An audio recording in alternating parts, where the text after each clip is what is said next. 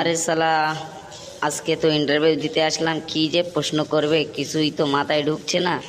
কেননা স্কুলে তো গিয়েছিলাম, টুকলি করে পাশ করেছি। আজকে কি প্রশ্ন ধরবেন, কি হবে নি আল্লাহ ভালোই জানে।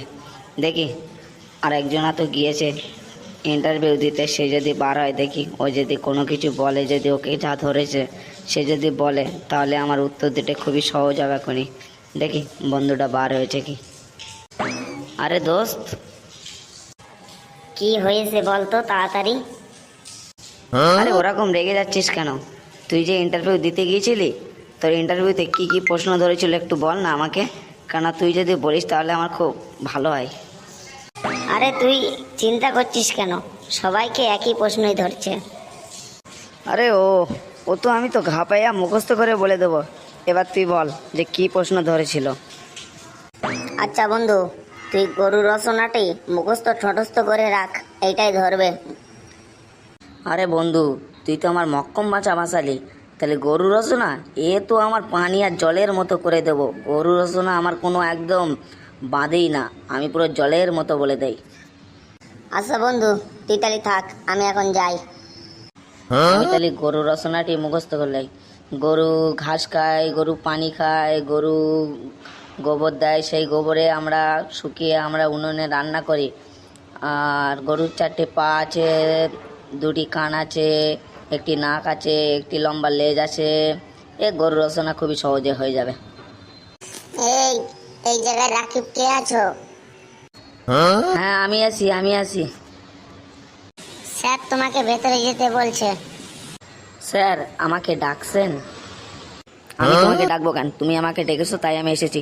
হারামজাদা, অফিসে ঢুকতে হয়, চাকরি ইন্টারভিউ দিতে এসেছে, কোনো সালাম কালাম নেই। সরি স্যার, আসলে হয়েছে কি স্যার, আপনাকে দেখে না মনের মধ্যে কিরকম যেন ঝঙ্কার দিয়ে উঠলো, তার কারণে সালাম দিতে ভুলে গিয়েছিলাম স্যার। তা আচ্ছা ঠিক আছে, এখন বসে আমার প্রশ্নের উত্তরগুলি দাও।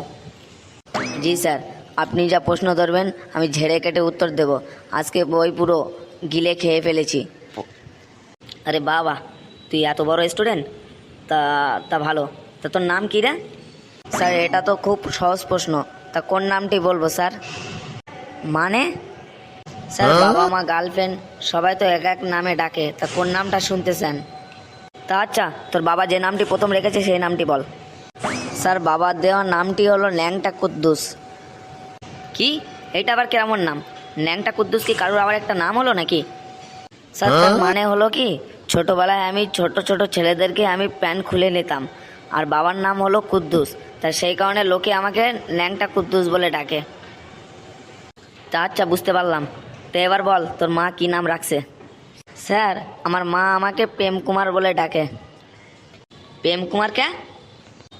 স্যার আমি কুমারী মেয়েদের সাথে প্রেম করি তো, তার কারণে আমার মা আমাকে ডাকে প্রেম কুমার। ও আচ্ছা, এবার বল তোর গার্লফ্রেন্ড তোকে কি নাম ধরে ডাকে?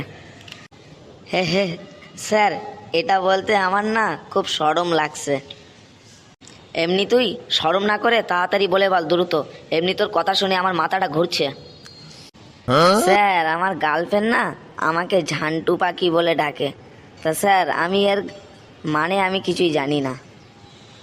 থাক, তোর আর ব্যাখ্যা দিতে হবে না, এবার তোর বাবাকে নিয়ে একটু রচনা বল। এ কি রে, সবাইকে তো গরুর রচনা ধরলো, আমাকে তো বাবার রচনা ধরলো। তা বাবার আর গরুর মধ্যে তো সেরকম কোনো পার্থক্য নেই, ওই গরুর জায়গায় সেখানে বাবা বসিয়ে দিলে হয়ে যাবে কোনি। কি হলো বল। স্যার বলছি শোনেন, আমার বাবা ঘাস খান, পানিও খান, আমার বাবার গোবর দিয়ে জ্বালানি কাজে ব্যবহৃত হয়, বাবার 4টি পা আছে, 2টি কান আছে, একটি নাক আছে, একটি গাল আছে, একটি লেজ আছে, ইত্যাদি ইত্যাদি। আর বাবার গরুর মাংস খেতে খুব টেস্ট ও সুস্বাদু, ইত্যাদি ইত্যাদি। আরে হালারপো, এটা কি রচনা বললি? তোর বাবাকে তুই গরু বানিয়ে দিলি? হারামজাদা, স্কুলে কি লেখাপড়া করিসনি? তোর বাবাকে গরু বানিয়ে দিচ্ছিস? স্যার কেন, আমার রচনাটা কি হয়নি? যখন আমি স্কুলে পড়তাম, যখন ছাগলের রচনা ধরতো, তখনই আমি ছাগল দিয়ে আমার মাকে রচনা ধরিয়ে দিতাম। যা শালা বেরো, তোর মতো ছেলেকে চাকরি নেই। শালা যত সব পাগল ছাগল কোথা থেকে আসে সব ইন্টারভিউ দিতে। স্যার আমাকে পাগল বলবেন না, আমি কিন্তু পাগল নই। পাগলরা কি করে আপনি জানেন তো? এক কেইটে বলো মাথা ফাটিয়ে দেয়। তুই কি বলতে চাচ্ছিস আমার মাথা ফাটিয়ে দিবি?